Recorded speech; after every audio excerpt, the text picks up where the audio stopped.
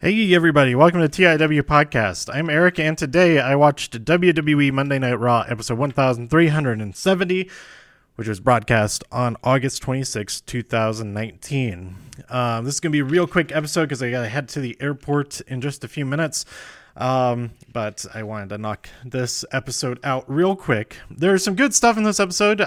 Overall I enjoyed it. There's good matches, but the some of the story moving forward, I'm interested to see where everything is going, if it does make some sense or whatnot. And the King of the Ring stuff I'm really excited for. But then we opened up with some Sasha Banks stuff, her talking at the top of the show, and Natalya runs out and they brawl a bit from there. Then we have the Street Profits explain what tag team turmoil is, and first of all, I'd really like to see videos of the Street Profits explaining every type of match, including just a regular match, and like the regular rules of tag, just to have them explain every rule of wrestling that there is, just in a series of videos, and it would be great, I think. But also, isn't the tag team turmoil just a gauntlet match? I don't see how it's any different from a gauntlet match. I don't know. But anyway, we had the first round of King of the Ring match, Drew McIntyre versus Ricochet, which Ricochet won via 630 senton. I wrote down splash because I'm dumb.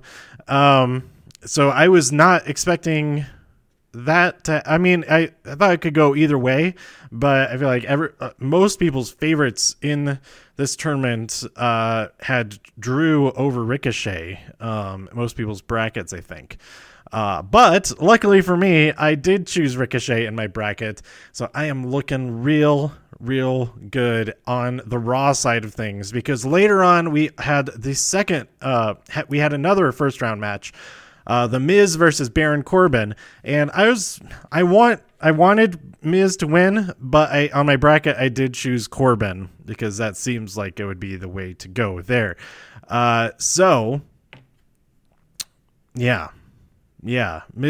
Corbin wins versus the Miz. He opened up the match by using his shirt as a weapon, and he eventually won via the end of days. So a little bit of a bummer for the Miz, but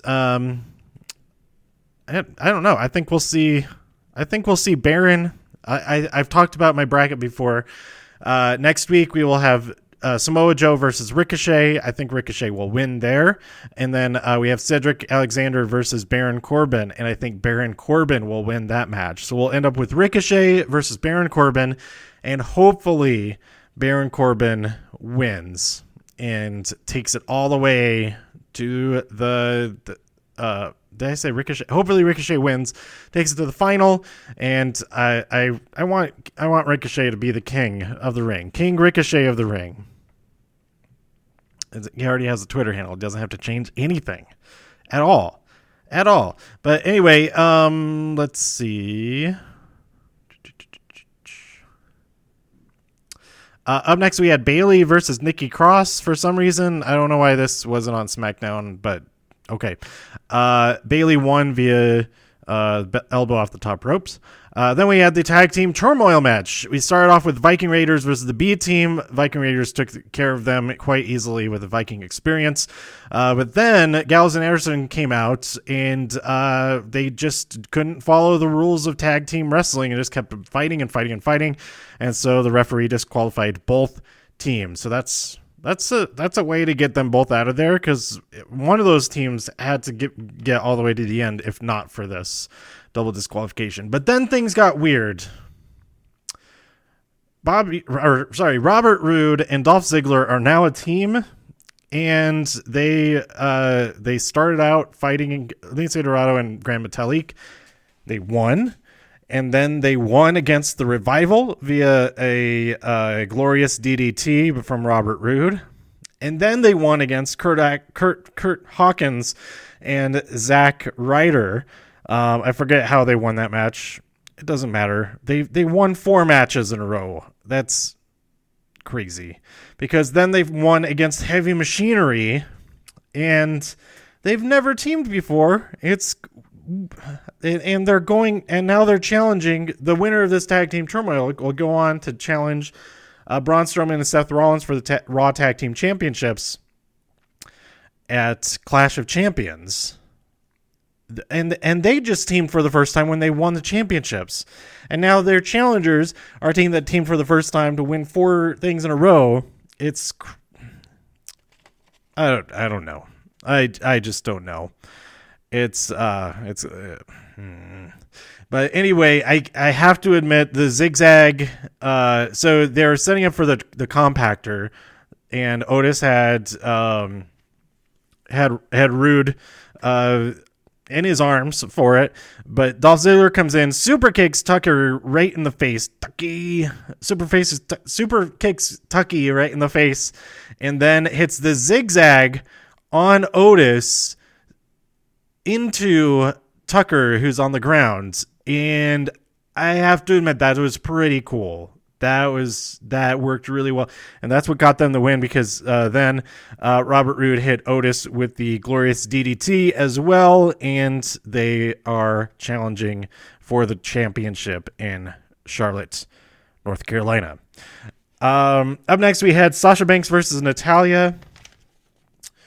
And this is a pretty good match. I enjoyed it. Sasha won via a modified Banks statement because Natalya was about to get to the ropes, and Sasha used Natalya's own injured arm against her to go across her neck, and grabbed her other arm with her legs, and Natalya tapped out. So that was pretty exciting. I did like that. And hey, two women's matches is a big improvement. I mean, not a huge. It is an improvement over last week, and hopefully we'll get some more women's matches on SmackDown. But one of them being Bayley versus Nikki, and I hope Alexa is okay wherever she is. Maybe it was just like travel problems, because a lot of people are coming over from getting back from South America. From Colombia, and the shows down there, so that may have been travel might have been a thing, and also I guess there was like a lot of rain and flooding in the area as well. At least if I trust what Drake Maverick posted, because we only saw a clip from over the weekend when a guy from Fox Sports won the 24/7 title off of R-Truth, who had just won it off of Elias, but then Elias won it back right away, and so Elias is still 24/7 champion. But we only saw those highlights. We didn't see any of them actually on the show tonight. So hopefully we'll see more of everybody tomorrow. More especially of the 24/7 title stuff. Then we had Cedric Alexander versus Cesaro, and I was surprised that he won via lumbar check. And as I say every single time, I always love seeing that move. So that was pretty cool. And then our main event, AJ Styles versus Braun Strowman for the United States Championship. The ref at one point got knocked out of the ring, and he was out of commission for a while. And so AJ cheated with a low blow, went to get a chair. The OC came out, and they started to attack Braun, but Braun fought them off, attacked them with the chairs, and then he gets disqualified because the referee wakes up, sees that Braun is holding a chair, and he's like, I heard the chair shots. I heard you using the chair. You're disqualified. But Braun, you could easily say, like, I was using it on those guys who came out to cheat. But in the heat of the moment, I guess he couldn't articulate that at all. So, having been disqualified, he attacks AJ with the chair anyway, and just lays all the OC out on the ground. So I thought it would be kind of interesting. It's also like just so weird and unnecessary to have Braun Strowman have the United States Championship, and it'd be a title against title match against Seth Rollins for whatever reason, or if there's 3 matches that this tag team has to fight across, or if it's a winner take all type of. I don't know. They could have two matches like back to back. That would be interesting. Instead of a winner take all, it's like the first pinfall, that person wins the lesser championship, and then the second pinfall, the person wins the main championship. I'm not sure if that's been done before. It probably has. I don't know. But anyway, that's technically two different matches, and that could be interesting, maybe. But that's not necessary. That's not the case yet, because Braun Strowman did not win the United States Championship, but he seems to want all the championships right now. So we'll see. My next episode will be probably won't record until Thursday. About SmackDown on 205 Live, because I am heading over to actually I may be able to watch SmackDown before. Yeah, I probably will be able to watch SmackDown like while I'm on my way to the shows and stuff, because I'm on I'll be on Pacific time, but then there's the delay, so I'm not sure. But the next episode will be about SmackDown and 205 Live this week, and may not be. I won't really have anything to do in the morning on Wednesday, so I guess I could record it then, and also get caught up on all of NXT UK. Yeah, I'm definitely going to do that while I'm playing Fire Emblem in my hotel, because I'm going to Las Vegas, seeing a bunch of shows, so I will be talking about all of those shows. New shows that I'll be seeing are La Rev over at the... Where is that at? At the Win, I think. I'm seeing Mysterio again, and I'm seeing O and something with the Harry Potted Potter or something. I forget what it's called, but it's all the Harry Potter movies in an hour or something like that.